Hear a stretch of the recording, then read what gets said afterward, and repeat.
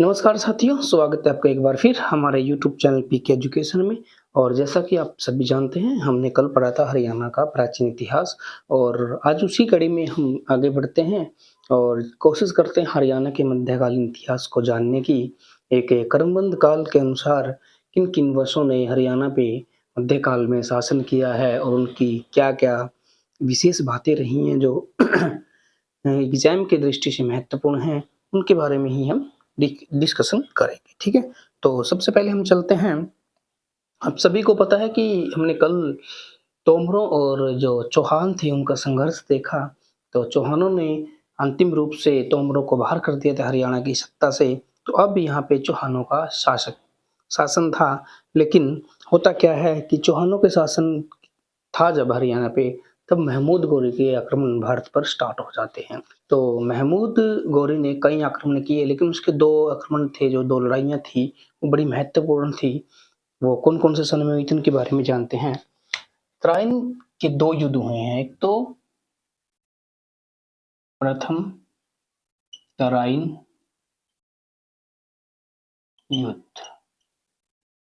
तराइन तरावड़ी को, जो आधुनिक तरावड़ी है, करनाल जिले में पड़ता है, इसका प्राचीन नाम है। ये युद्ध 1191 में हुआ। किन-किन के मध्य में हुआ है ये? ये पृथ्वीराज चौहान वर्सेस महमूद गौरी के बीच में हुआ। महमूद या मोहम्मद गौरी भी इसको कहा जाता है। मोहम्मद गौरी के बीच हुआ। किसके बीच हुआ प्यारे बच्चों? मोहम्मद गौरी के बीच हुआ। और इसके जो पृथ्वीराज चौहान था, उसके साथ हंसी का एक राजा था। हंसी का राजा गोविंद राय भी इस युद्ध में सम्मिलित था। यानी कि एक तरफ पृथ्वीराज चौहान और हंसी का राजा गोविंद राय था और दूसरी तरफ महमूद गौरी था। ये तराइन का प्रथम युद्ध हुआ और इस युद्ध में मोहम्मद गौरी हार जाता है। मोहम्मद गौरी की क्या होती है? हार होती है। ठीक है प्यारे बच्चों, इसमें पृथ्वीराज चौहान जीत जाते हैं। उसके जस्ट 1 साल बाद 1192 में फिर महमूद गौरी भारत पर आक्रमण करता है। ये होता है दूसरा तराइन युद्ध। किस-किस के बीच में होता है? यहीं सेनाएं थी, सेम यहीं थे। पृथ्वीराज चौहान और हंसी से गोविंद राय की संयुक्त सेनाएं एक तरफ लड़ रही थी और महमूद गौरी एक तरफ लड़ रहा था। लेकिन इस दूसरे युद्ध में, जो 1192 ईस्वी में हुआ, इसमें मोहम्मद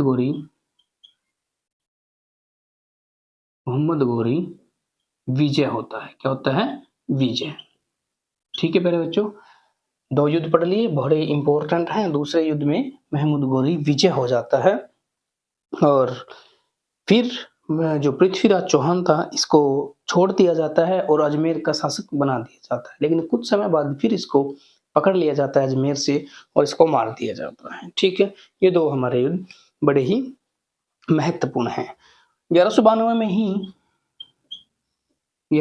में ही एक जाटवा जिसका नाम था, ये एक राजपूत था। इसने गौरी की सेना का कुछ समय के लिए सामना किया, युद्ध किया गौरी की सेना से, लेकिन ये हार गए थे। ये महमूद गौरी की बातें थी जो हमारे एग्जाम के पॉइंट ऑफ व्यू से महत्वपूर्ण है। थोड़ा सा इसके बीच में ही हम बात कर लेते हैं पृथ्वीराज चौहान। ये पृथ्वीराज चौहान वही हैं जो कल हमने पढ़ा था, पृथ्वीराज तृतीया और पृथ्वीराज चौहान एक ही शख्स के नाम थे। पृथ्वीराज चौहान की हम बात कर लेते हैं, थोड़ी सी महत्वपूर्ण बातें हैं इंडिया जीके के हिसाब से भी। तो पृथ्वीराज चौहान थे, इनके जो दरबारी कवि थे, कौन? दरबारी कवि। ये सब आपने लिखनी है, बाद में लिखना है, पहले समझना है।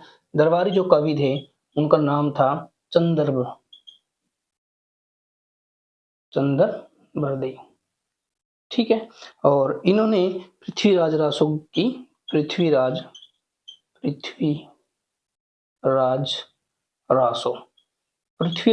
जो ग्रंथ था, उसकी तो किसने लिखा था? पृथ्वीराज रासो ग्रंथ चंद्रप्रदयी ने लिखा था और ये किसके दरबारी कवि थे? पृथ्वीराज चौहान के दरबारी कवि थे। ठीक है मेरे बच्चों, ये पृथ्वीराज चौहान के बारे में कुछ बातें थी। पृथ्वीराज चौहान के बारे में हमने पढ़ा कि इनके जो दरबारी कवि थे वो चंद्रप्रदयी है और उन्होंने क्या चंद्रप्रदयी थे, उन्होंने पृथ्वीराज ग्रंथ लिखा, पृथ्वीराज रासो ग्रंथ लिखा और इन्होंने गोहाना शहर बसाया था। कौन सा? गोहाना, जो अब सोनीपत में है, वो शहर किसने बसाया था? पृथ्वीराज चौहान ने बसाया था। और जो हांसी का जो किला है उसका निर्माण भी पृथ्वीराज चौहान ने या पृथ्वीराज तृतीय ने करवाया था। इन चीजों को आप बिल्कुल याद रखेंगे। ठीक है मेरे बच्चों। और जो अस्सीगढ़ का किला है वो भी हांसी में है। अस्सीगढ़ का जो किला है वो कहाँ पे है? हांसी में है। इसको भी आप अच्छी तरह से याद रखेंगे। तो ये था तराइन के युद्धों या गोरी के आक्रमणों का वर्णन। इसके बाद क्या होता है कि गोरी की मृत्यु हो जाती है, महमूद गोरी मर जाते हैं और उनके साथ एक दास था। उस दास का नाम क्या था? उस दास का नाम था कुतुबुद्दीन ऐबक। क्या नाम था? कुतुबुद्दीन ऐबक। उस दास का क्या नाम था? कुतुबुद्दीन ऐबक। कुतुबुद्दीन ऐबक ने 1206 ईस्वी में भारत पर गुलाम वंश की स्थापना की। गुलाम वंश की स्थापना की। गुलाम वंश की स्थापना की किसने की? कुतुबुद्दीन ऐबक ने की, 1206 ईस्वी में की। तो पूरे भारत के लगभग 70% एरिया पे जो गुलाम वंश का आधिपत्य हो गया। और तब से इतिहासकार 1206 से ईस्वी से लेकर 1526 ईस्वी तक का जो काल है उसको सल्तनत काल कहते हैं। सल्तनत काल।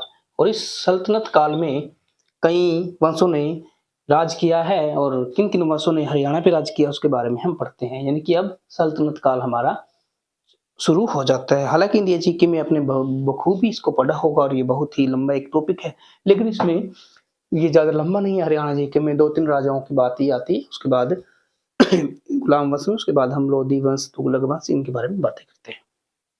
हाँ जी।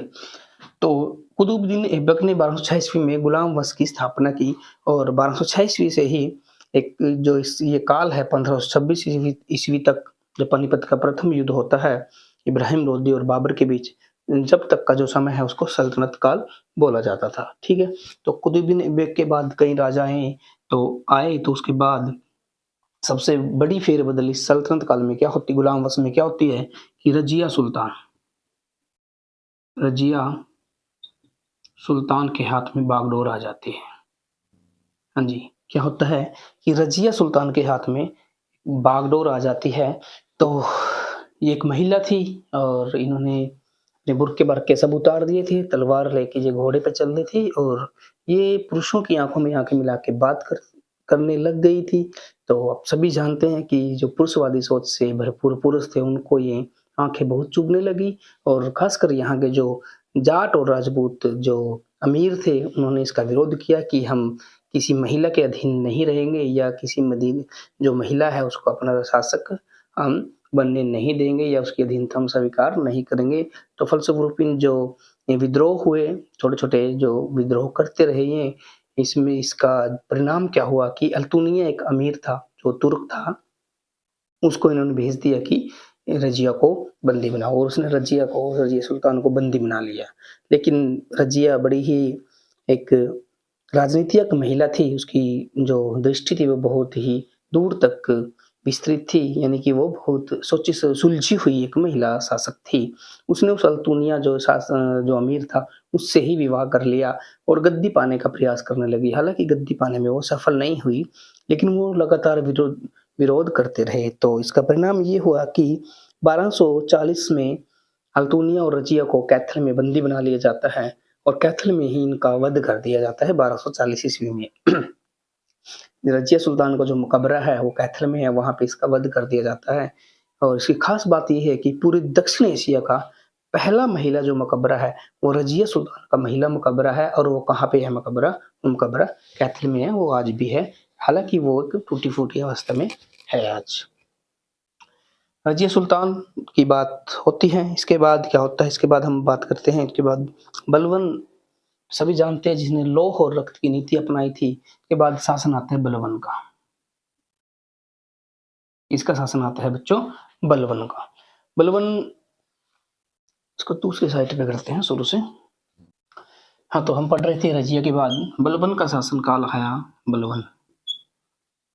बलबन जब शासक बना उस टाइम वह हास्य का इक़्तिदार था, इक़्तिदार एक पद होता था, वो हास्य का इक़्तिदार था जब वो दिल्ली का सुल्तान बना। ये बात आपने याद रखनी है कि जब बलबन सुल्तान बना दिल्ली का, तो उस समय वो सुल्तान बनने से पहले हास्य का इक़्तिदार या मुक्ति था। ठीक है, तो बलबन जब इक़्तिदार था तो उस समय भी इसके मेवातियों के साथ बड़े संघर्ष हुए हैं। हालांकि इसने सुल्तान बनने से पहले भी मेवातियों को हराया है, लेकिन जब ये मेवातियों को हराने के बाद दिल्ली चला जाता था तो फिर मेवाती खड़े हो उठते थे। तो इस तरह से कई बार ही इसने मेवातियों को हराया, लेकिन मेवाती अपनी जो नीतियां थी उनसे बाज नहीं आए, क्योंकि वो लूटपाट करते थे और उनका साहस इतना बढ़ गया था कि वो बलबन के काफिले में भी आक्रमण कर देते थे। सुल्तान जो उस टाइम सुल्तान थे, उस सुल्तान के जो एरिया थे, क्षेत्र था, उसमें बढ़ के भी वो लूटपाट करते रहते थे। तो सुल्तान बनने के बाद सबसे पहले बलबन ने मेवातियों की शक्तियों को पूरी तरह से कुचलने का काम किया, और उसमें सबसे पहले उसने क्या किया कि मेवात के जंगलों को कटवा दिया गया।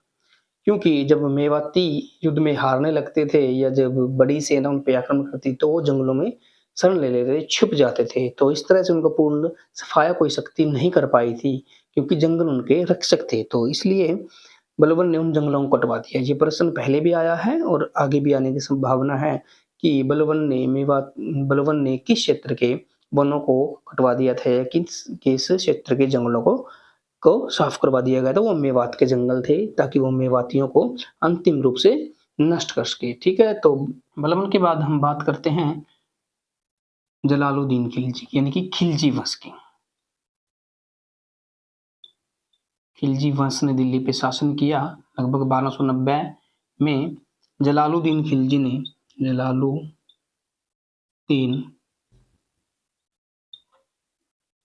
इसकी इस खिलजी वंश की नींव रखी, और ये शासक बनने से पहले कैथल का इक़्तिदार था। क्या था? कैथल का इक़्तिदार था। कौन था? जलालुद्दीन खिलजी।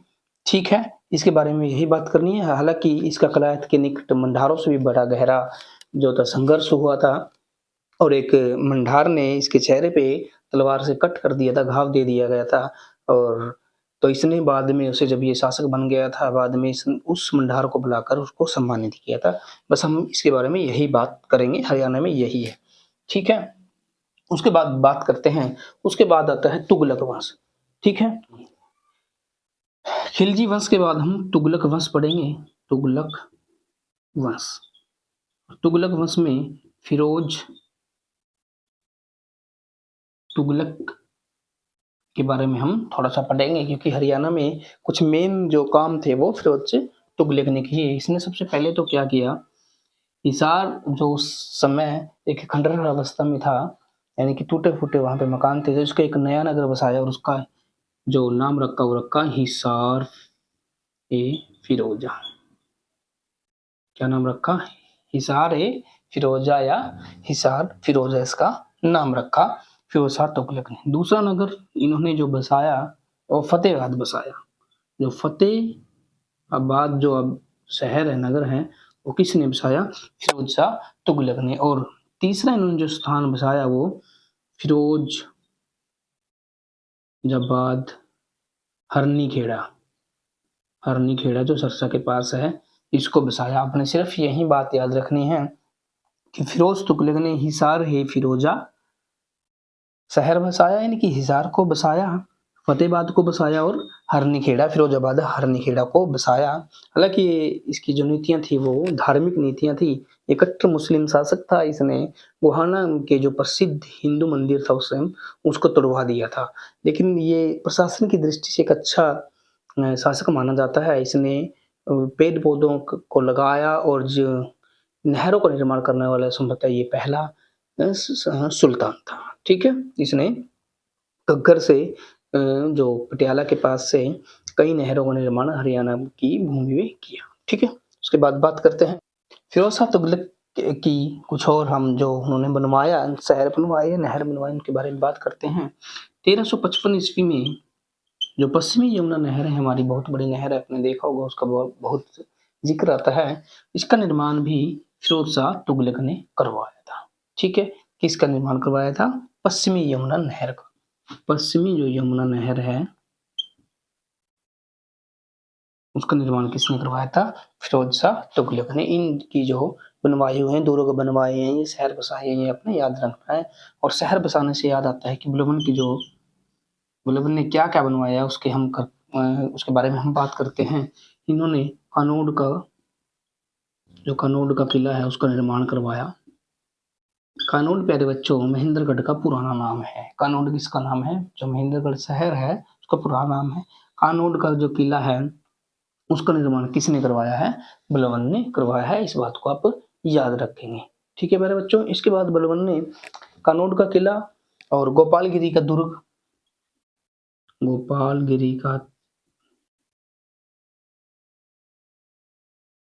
का निर्माण भी करवाया है। ये फरीदाबाद और गुड़गांव की सीमा पे है। गोपालगिरी का दुर्ग का निर्माण करवाया है। और बलबन ने क्या करवाया है? बस इंपॉर्टेंट यही है। बाकी बलबन ने ढोसी का किले का निर्माण भी करवाया है। क्या किया है? ढोसी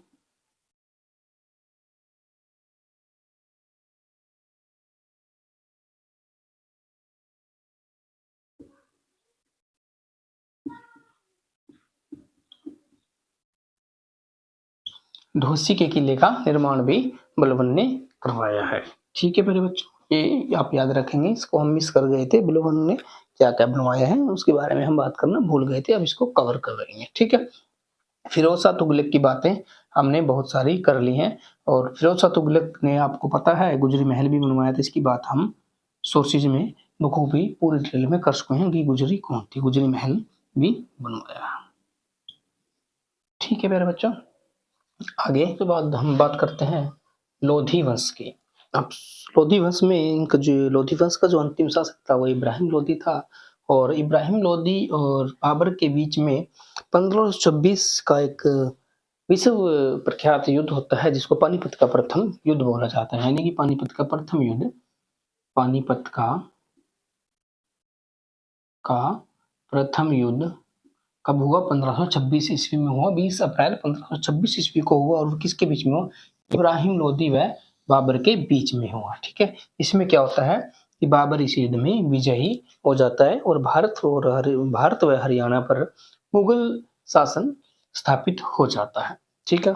बाबर के और कई लोगों ने विद्रोह किए हैं। कई लोगों ने विरोध किया बाबर का। उसमें हसन खां मेवाती था।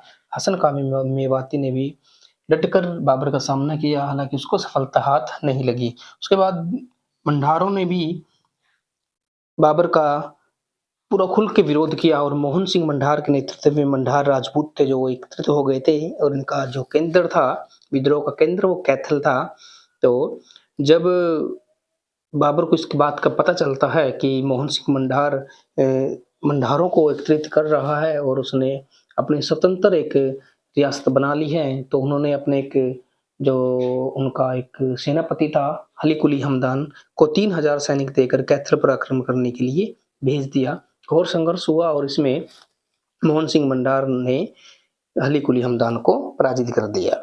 इसकी सूचना भी जब बाबर को लगी तो वह आग बबूला हो गया और उसने अपने 2 सिपाही तरसम बेग और नौरंग बेग को भेज दिया कैथल पर आक्रमण करने के लिए। उस समय जो कैथल का किला था उसमें बारात आई हुई थी, शादी का माहौल चल रहा था। और मंडारों ने कभी सोचा नहीं था कि इतनी जल्दी ही जो मुगल हैं वो लौट कर आएंगे। तो उसके बाद भी उन्होंने डटकर मुकाबला किया। हालांकि अब जो सफलता थी वो मुगलों के हाथ में लगी। इसमें तरसम बेग और औरंगजेब ने मोहन सिंह मंडार को हरा दिया। ठीक है, ये बहुत लंबा इतिहास है, भारत के इतिहास में आपने पढ़ लिया होगा, लेकिन हम उन्हीं विषयों को, उन्हीं तथ्यों को टच कर रहे हैं जो हरियाणा में हमारे काम के हैं और हरियाणा जीके में क्वेश्चन जैसे आता है। उसके बाद हुमायूं हुए। सभी को पता है कि हुमायूं और शेरशाह के बीच में भी एक युद्ध हुआ। शेरशाह सूरी इनका पूरा नाम था, क्योंकि ये सूर वंश के सैनिक थे। शेरशाह के बारे में लंबी बातें करेंगे कि किसने शेरशाह सूरी मार्ग बनवाया और कितना प्राचीन और कितना लंबा था। उस पे दो दो कोस मीनारें स्थापित की, इनके बारे में हम बाद में बात करेंगे।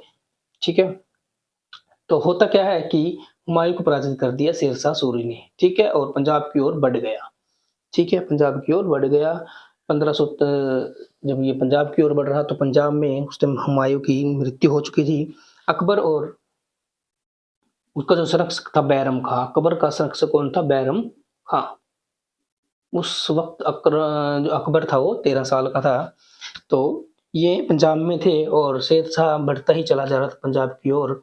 तो इनको रोकने का काम किया। पानीपत के मैदान में फिर बैरम खां और अकबर की सेनाएं शेरशाह के सामने आ खड़ी हो गई और पानीपत का दूसरा युद्ध हुआ 1556 ईस्वी में।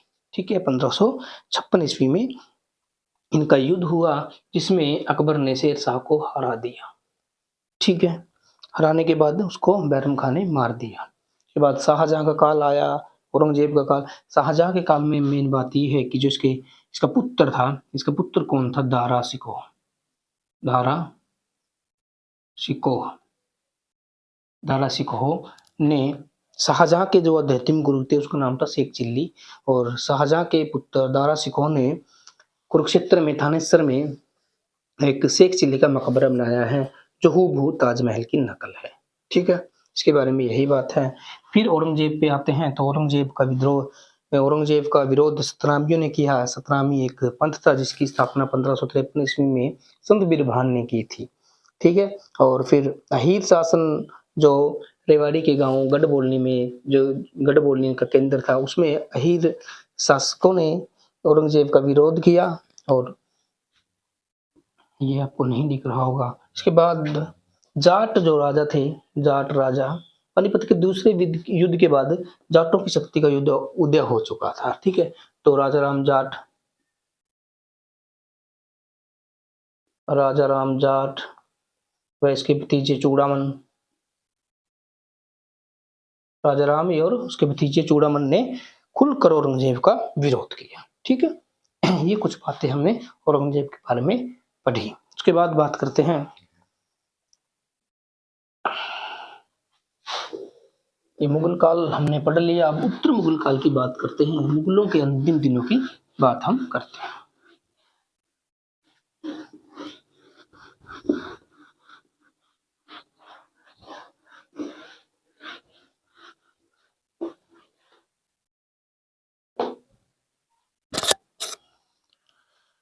तो प्यारे बच्चों, ये मुगलों की बात थी। अब हम इनके बाद उत्तर मुगल काल और आधुनिक हिस्ट्री ऑफ हरियाणा को अगले सेशन में कंप्लीट करेंगे। आशा करता हूँ आपको मेरे द्वारा दी गई जानकारी समझ पाए और इसको आप यूटिलाइज आप अपने बेहतर भविष्य के लिए करें।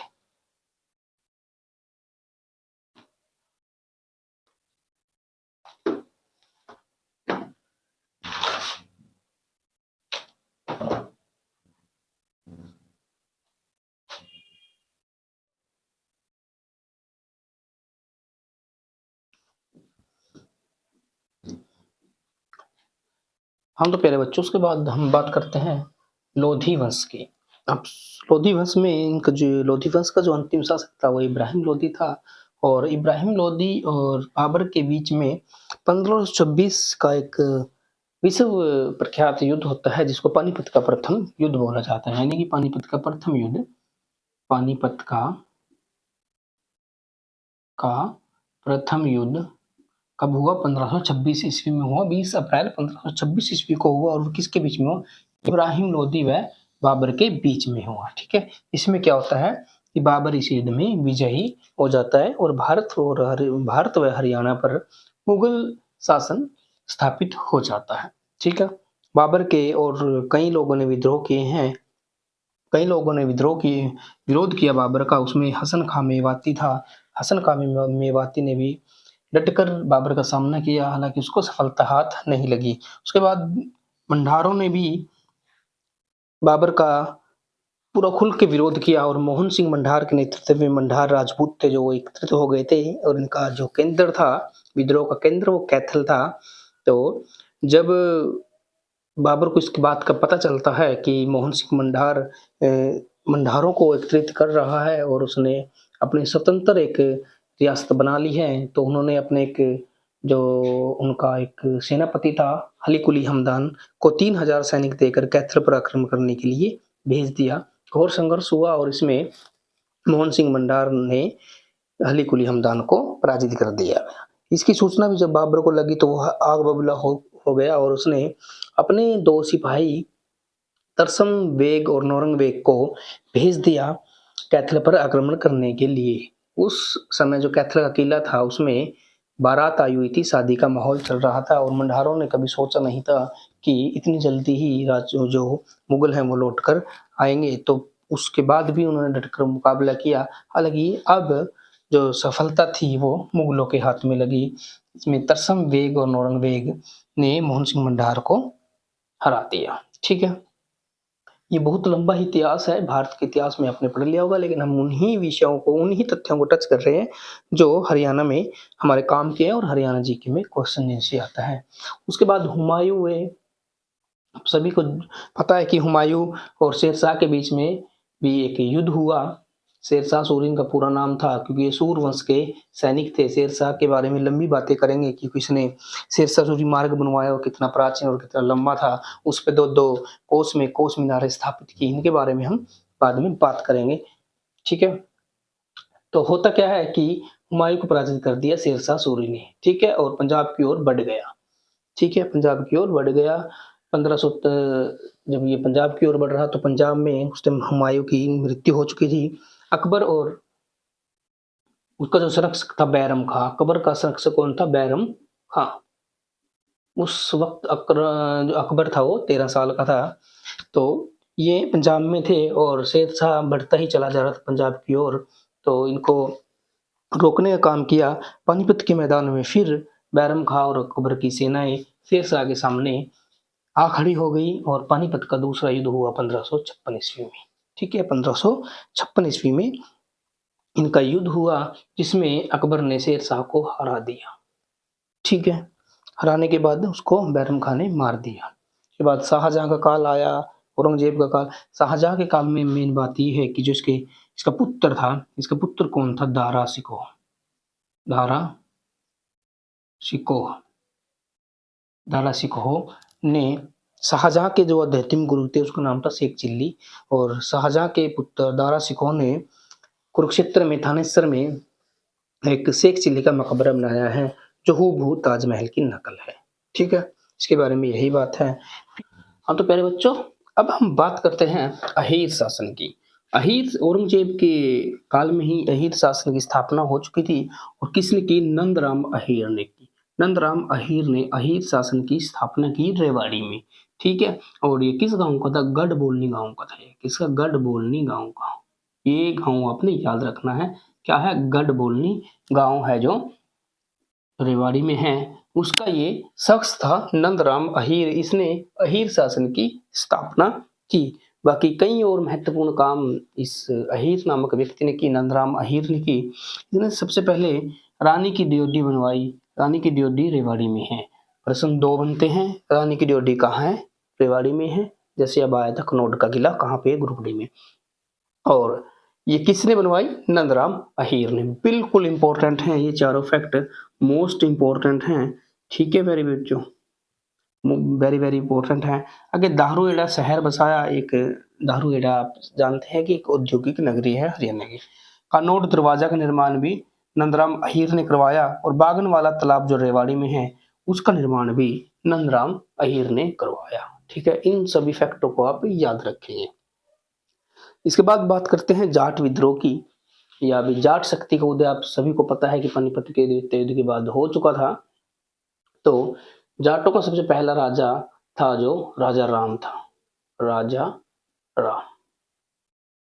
राजा राम ने जो जाटों का जो विद्रोह का केंद्र थे वो क्या थे, सोंधी व सिनसिनी। ये आपने याद रखना है। जाट विद्रोह के जो मुख्य केंद्र थे कौन कौन से थे, सोंधी व सिनसिनी थे। और राजा राम के बाद उसके भतीजे थे जिनका नाम था चूड़ामन। चूड़ामन ने जाट साम्राज्य की को संभाला और शासन किया। ठीक है।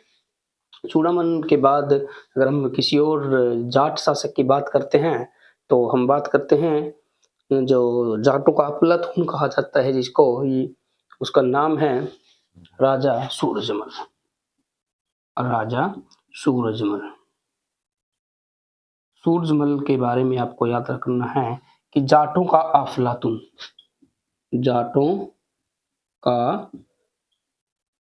अफलातून या फिर जाटों का प्लूटो, किसको कहा जाता है, राजा सूरजमल को। सिर्फ यही दो फैक्ट आपने सूरजमल के बारे में याद रखना है। इसकी जन्म तिथि वगैरह कुछ भी याद करने की आपको जरूरत नहीं है।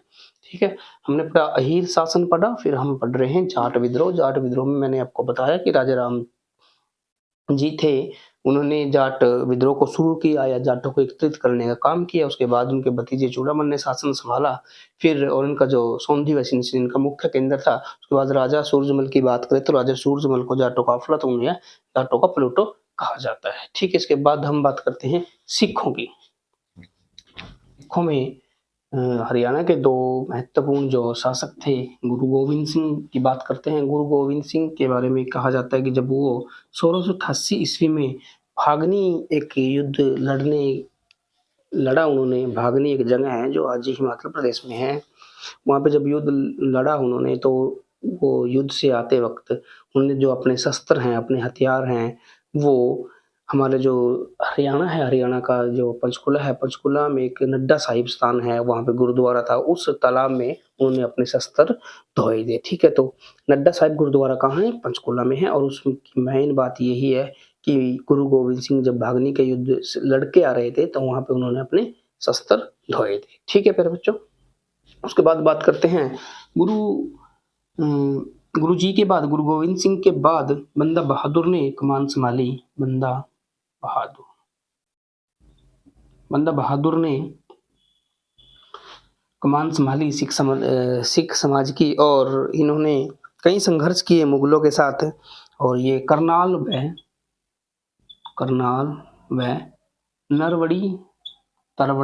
नरवड़ी के बीच में बंदा बहादुर और बहादुर शाह के बीच से संघर्ष हुआ। बंदा बहादुर और मुगल सम्राट बहादुर शाह के बीच में 3 युद्ध है। तीनों युद्धों में बंदा बहादुर को मुगल शासक ने हरा दिया था। ठीक है। और फिर फर्रुख सियर एक शासक बना, उसके बाद उसने बंदा बहादुर को की हत्या कर दी गई थी। ठीक है। इनके बचपन का नाम लक्ष्मण था।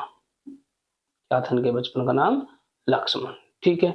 यही सिख साम्राज्य की सिर्फ यही बातें हमने करनी है हमारे हरियाणा जीके में। ठीक है। गुरु गोविंद के बारे में नड्डा साहिब गुरुद्वारा आ गया। और बंदा बहादुर करनाल व नरवड़ी के बीच इनकी जो लड़ाई हुई बंदा बहादुर की वही। हाँ, इनका एक महत्वपूर्ण क्या है कि सिखों ने सिहरी